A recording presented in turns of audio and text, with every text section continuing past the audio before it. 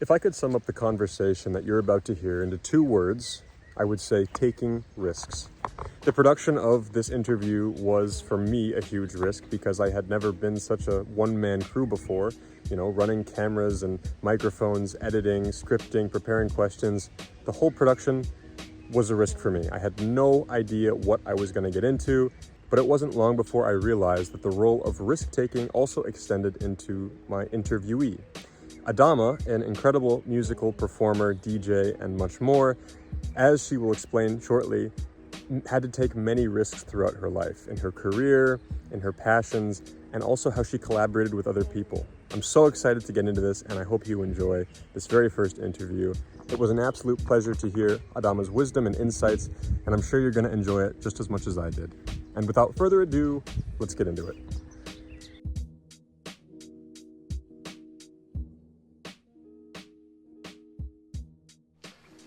Ladies and gentlemen, welcome to our interview today with Adama, and we are talking right now to a singer, songwriter, influencer, my opinion, fashion icon, and much, much more. We're going to get into all these things today, and wanted to thank you for making the time because I'm sure you're very, very busy with this, and then we're in a wonderful restaurant, which we'll get to in a minute, as well as your other projects that you're working on and writing the success of your new released song, Above and Beyond. Yes. So, Thank you. I listened to the song and I found it was beautiful, but one of the most interesting parts of it was that I think it was sung in 3 different languages. Yes, that's right. So, where does your mind go when you have to change languages? I had an interesting conversation about that with a friend of mine. He's way older than me. And we talked about this trilingual thing.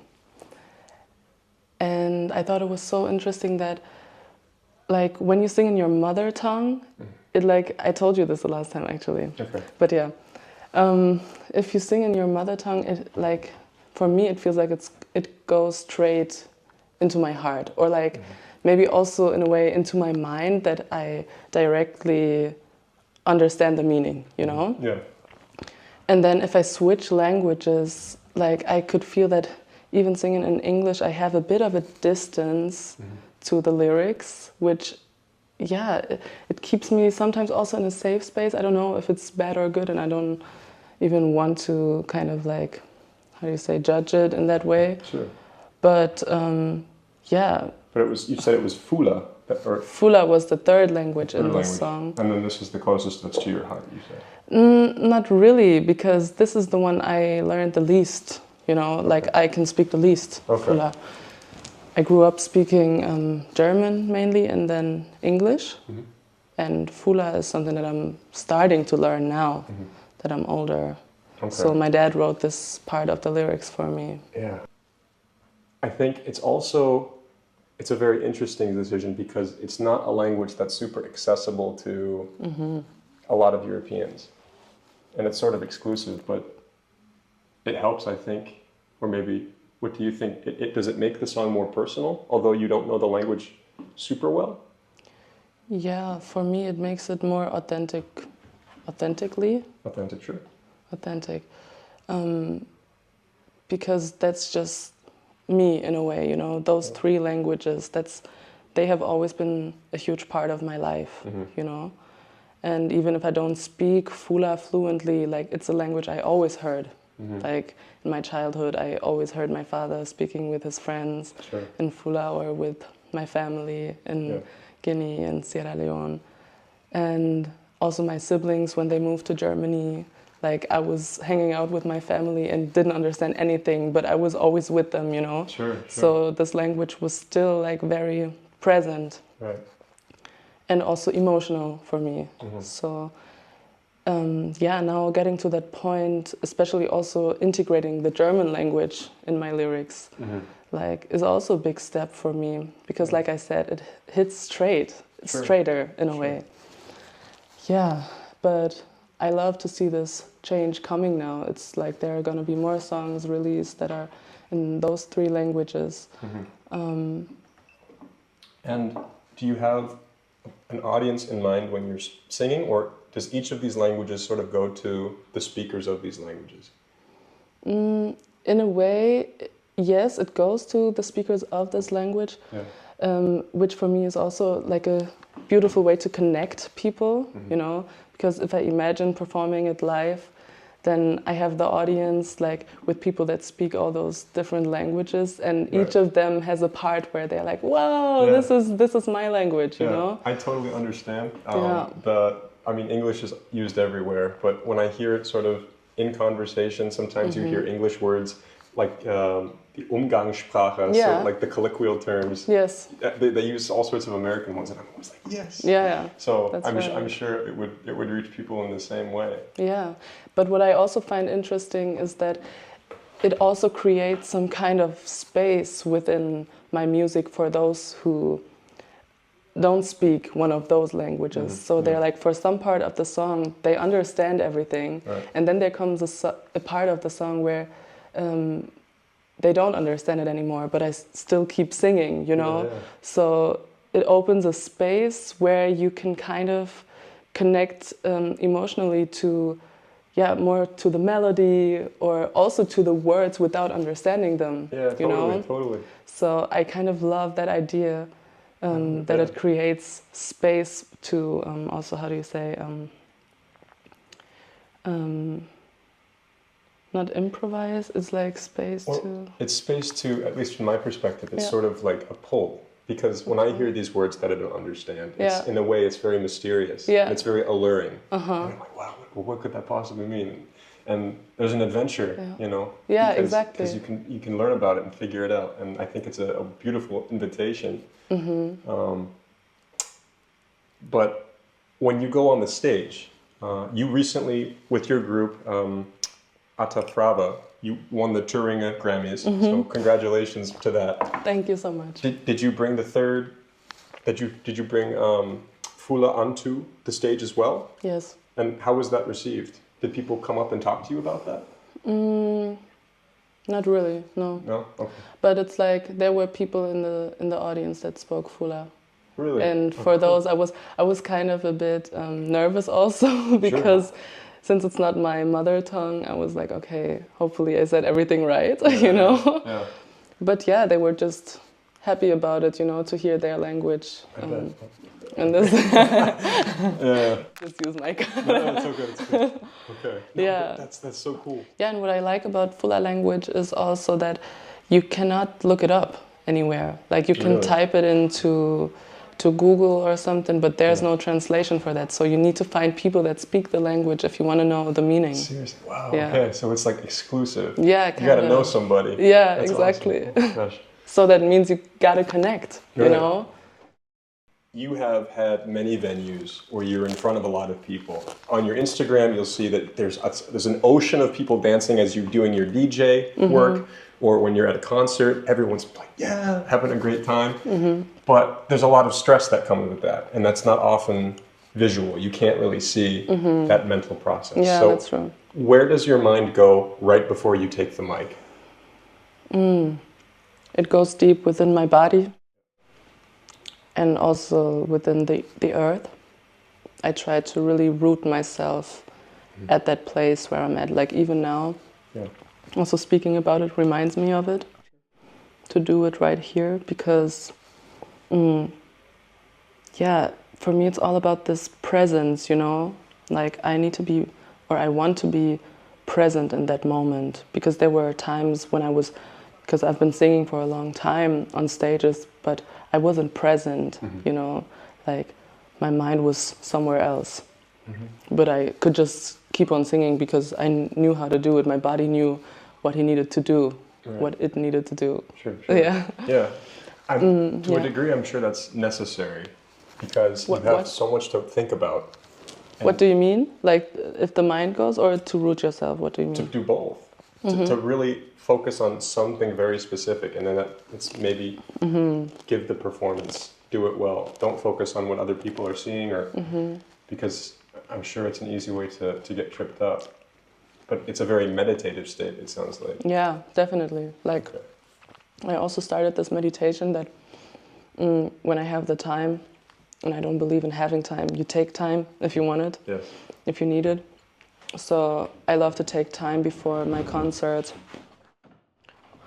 or literally anything that I do with my music, even recording, to do this meditation where I ground myself and I feel how my roots dive deep into Mother Earth. And after that, I connect also to like the light in the sky, and I bring it back down to Mother Earth. That's some kind of meditation that I like to do. Wow. It's like really grounding. Yeah. And yeah, I do this before my concerts, and it's really like energizing, you know? Yeah. Sometimes also when I feel tired, it gives me energy really to do that. Sure. Oh, yeah. The motif of the earth and this life is often very present in your Instagram or in your, I guess, in your style. Yeah, I think really? you've posted some images of you out in the fields, out in the woods. So yeah, that's true. where does this come from? Where does the earth come from in your art? That's a good question. I feel like it was always like a longing also to reconnect to the earth. And in that I mean to reconnect to nature around me, but also within me, to the natural way that my body or also my psyche wants to work, wants to function. Sure. Because like growing up in a city, in a Western world country, going to school and going through all of those, how do you say, like programs, this programming, structure. really, there was always this longing for more space and time for those things that I really want. And for me, that is, reconnecting to Mother Nature. And it's something that I see, as a necessary process on an individual layer, but also on a collective and global layer, because we all know more or less of what's going on in this world, you know? Right. And it's so attractive to escape nature in a lot of ways. We have all this technology. It's so colorful. And Germany, as we know, can be very gray. Yeah, so that's true. There's 100 reasons to like forget about this. Escape to the phone. I like that. Did you spend time when you were younger, when you were a child, out in nature? Did you like... Yes, I did, but not even as much as I think like other people in my environment did. Right. Because like many of my friends, they were going hiking or on vacation every year. And we never did that. So, I mean, I was outside, but it's not that my parents took me to the forest or something. Right. This is something. You had to discover it sort of on your own. Yeah, exactly. Okay. And that's why I also mean I felt this longing within me. Like for some time I didn't know what it was, but sometimes I had like visions of like a beautiful nature setting, like something I would have seen on my phone or in movies, you know? Yeah. And that's why also after school I straight went to travel and I think in a lot of people, it's not just nature in specific. It's usually like there's a place. There's a specific place that we go to and we can reflect. And for me, coming from Boston, it was the ocean. Like for me, after traveling the world and like going to all the crazy places, you know, like going to the beautiful rainforest or like the crazy blue ocean, you know, it's like it can literally be anywhere. Like it can be a piece of grass in your garden, you know, because there's no difference. It's just that we want to see like the best and the biggest possible, you know? But it's not necessary because nature is right here. Like nature is right here, you know? Right. And if you go like deeper, nature is everything. Right. Because our body is nothing else than water and food. You know, True. It's all nature, and this is something that you realize after you start to go to the nature. You know, like the nature, like the forest or the sea. Going back to social media for a minute, we've got all sorts of videos of people in the most incredible places. And I think that creates a dissatisfaction. If I was there, I would be happy. We have pictures of paradise. It's like someone's front porch and it's this incredible picture of the Alps. So this is often something that might be overlooked, is that you can find peace in your own backyard, and that you don't need to wait to be happy to go somewhere very exotic. Yeah. But you were also in places that were very exotic. So tell me about your trip. I think you were in Japan at one point, or? Yes, but that was actually just on my way back from Australia. I had like a, I don't know, like 12-hour stop there. Took a quick swim to Japan. Yeah, exactly. Had some time. What do you mean, no? Well, you were in Australia. You were like, no, I was like on the way back from Australia to Germany. Okay. And I had a stop in Tokyo. Okay. So I went off the plane. I was like, okay, 12 hours. Make the most of it. Okay. Yeah. Okay. Yeah. Wow. And okay. No. It's okay. Hoping you'll excuse the interruption, but I wanted to answer a question that I know you're desperately asking yourself. Teddy, where is this location? What is this restaurant that is so gorgeously decorated? And who is making this incredible food before you? The answer to that is the Laura Adama restaurant, located right in the heart of Weimar. Directly on Marktplatz, you can find this restaurant, and it is incredible. I had the honor of trying out some of Mr. Mo's signature West African dishes. Can absolutely recommend. They were stunning, and just for the unique atmosphere alone, totally worth visiting. And you can book yourself a table right online at lauraadama-restaurant.de, or scan the QR code in case you're watching this as a video. Okay, and with that, we'll go back to the interview. No, so like the tropical trips I did was Australia and Brazil, Costa Rica. Was there anything that you found there that really informed your music? Australia, definitely, yeah. But because I spent a lot of time there, and I went through highs and lows. Sure. And I met beautiful people.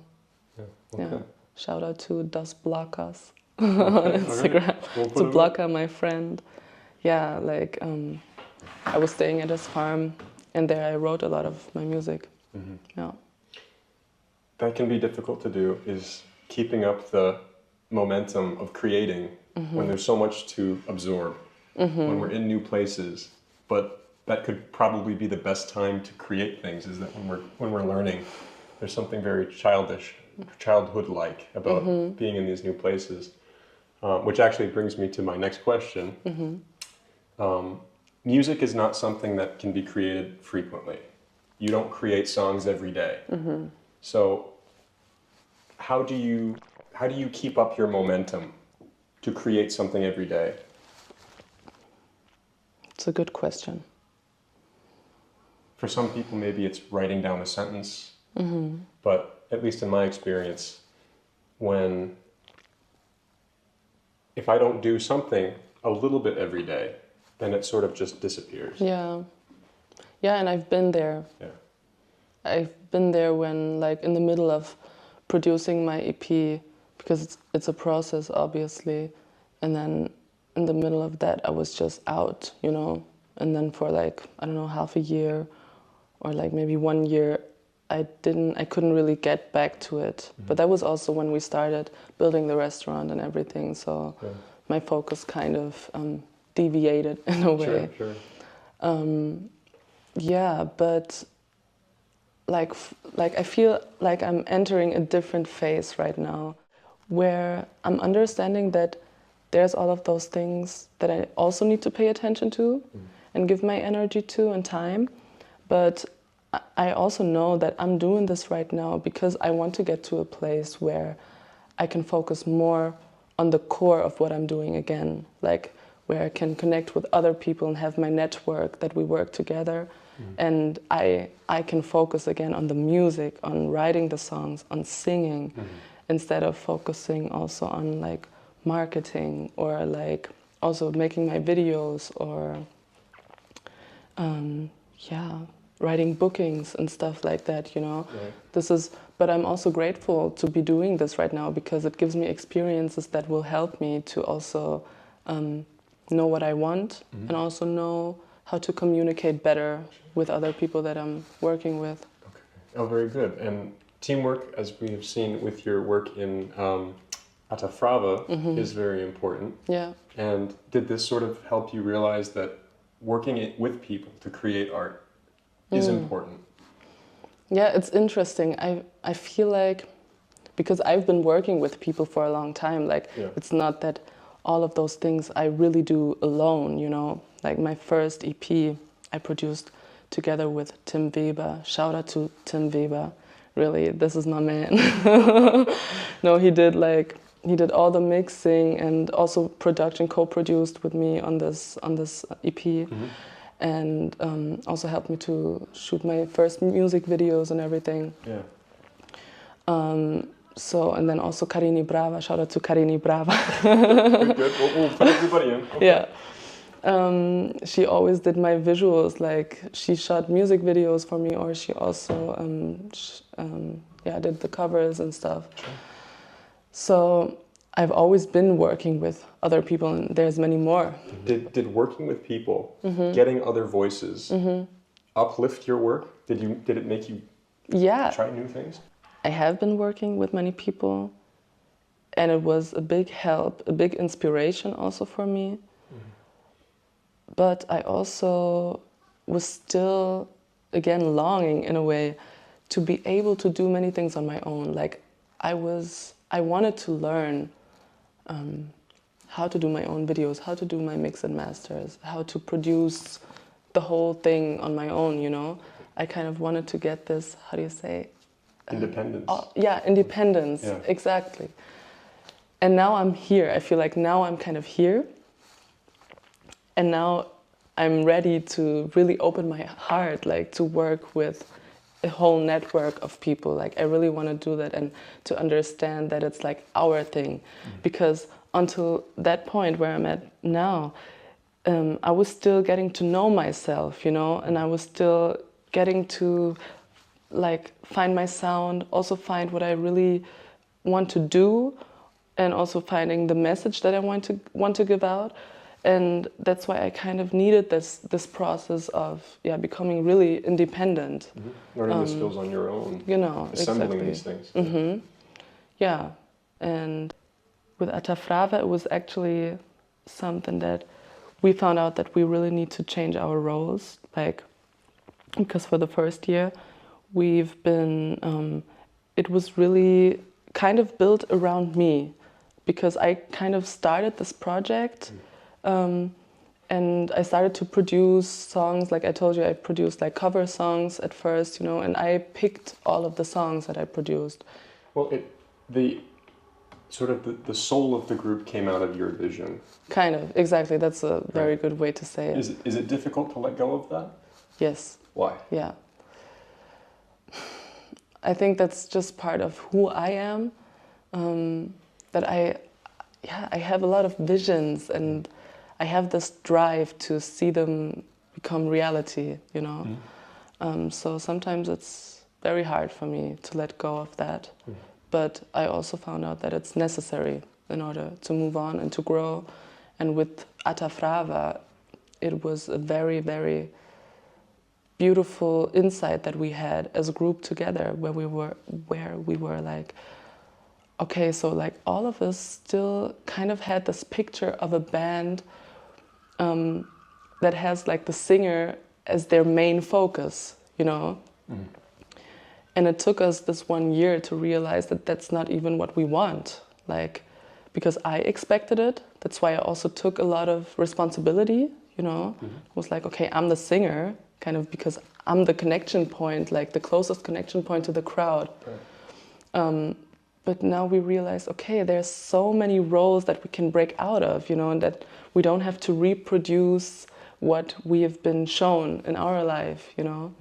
And I mean, there are already a lot of bands that do it differently, but yeah, that was a big turning point that we also had with that project. It sounds like it. you were talking about how you had to first discover your own voice before working with others. Yeah. And to me, realizing that there isn't one voice that determines the group sort of reflects that. Yeah. And what that means is you start by looking at the artists around you and you sort of mimic what they do. Okay, there's the singer. They're the voice. They're the image of the group. But then as you do it and just, going up and trying it again and again, you realize that you can sort of become your own style. You don't have to be what Yeah. you've learned from. Yeah, and for me, it's crazy to always like to realize step by step like what that actually means, because at first you think thinking outside the box means to, I don't know, dress a different way or like say something else. And then you're like, okay, thinking out of the box now means, I don't know, a whole different interaction between the group on stage, and then thinking outside of the box means something else again. It's like you have those layers and you just like see more and more and more, Right. I think it's a beautiful way you describe it, how it starts very small. Yeah. It starts with the image. How do I present myself? And then it networks into how people, like how do I work with people? How do I do teamwork? Yeah. And then, well, how do I work with an audience maybe? Yeah, exactly. I think it's a real sign of growth that you have to consider an ever expanding horizon. Exactly, and to realize it will never stop. Right. Like it cannot stop. Right. And also to realize that you need courage. Yeah. You always need to be brave to step out of this comfort zone in order to achieve the next level in a way. Yeah. And it's never an easy choice because the bold decisions are a very conscious decision. Yeah. And they can be very scary. Is there a specific moment that you're very proud that you took? Yes, there is. Like also regarding my career as a singer, a big step out of my personal comfort zone was also to leave the restaurant. Because part of me also wanted to be here and like still work here with my father, because this is also like a hard project here, but to realize that, okay, I need this time, I need this energy for my music, and I cannot do this on the side, that was like for me a big changing point, because it was not only leaving the family restaurant, the family business, it was also like opening up to the fact that I won't have a stable source of income, It's risky, Yeah, and things like that. I moved into like the garden cabin for the last summer. Okay. Yeah, produced my music there and played the concerts and lived from the few concerts at that time that we had, But it was enough for food and everything. And that was like a very, very deep experience for me, or also like a rooting experience. That was very important for me. Like the cover of Above and Beyond is like shot in this garden. Really? Okay. Yeah. So it's sort of a visual reflection. There's a lot of artists that sort of pick something a little abstract, but this is something that's very personal. Yeah. This image. This is where you are. This is who you where are. I was at that moment, where I was feeling and writing the song. Right. Like this was me at that time. Oh, Yeah. okay. I think back to a lot of incredible stories from artists, and it always involves leaving comfort at first. You have a very safe, comfortable world, and the first step, pushing the ball, leaving home, is necessary, but it's also very scary.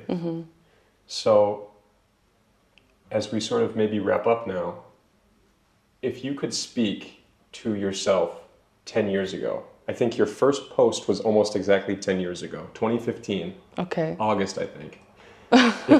If you Good could, work. Yes, if you could go back to that moment, speak with that girl, give her one piece of wisdom, what would it be? You take your time.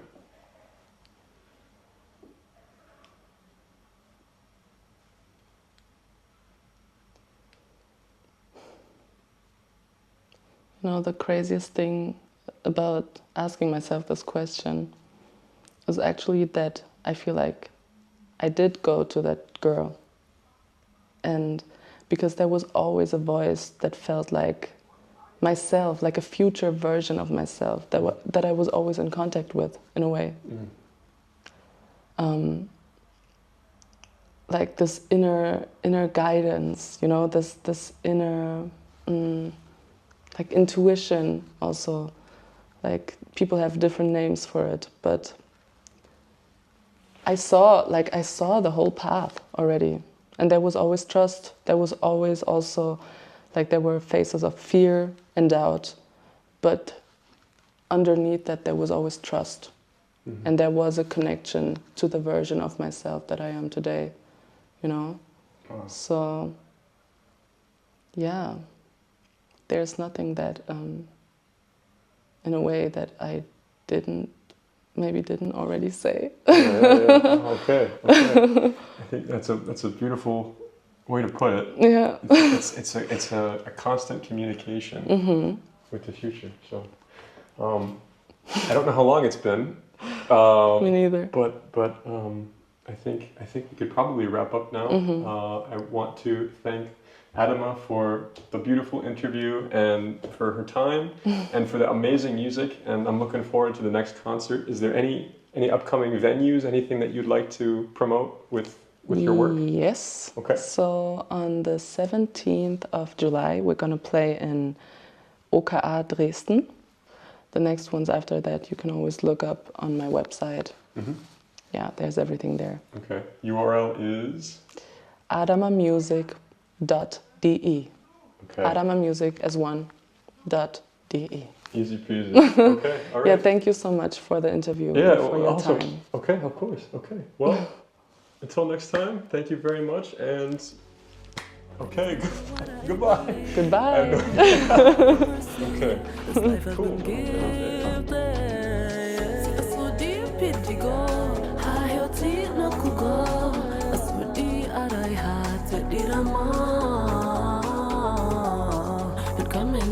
Allow me to be where I did be today. Been running up and down in circles and squares. That's why you gotta keep moving.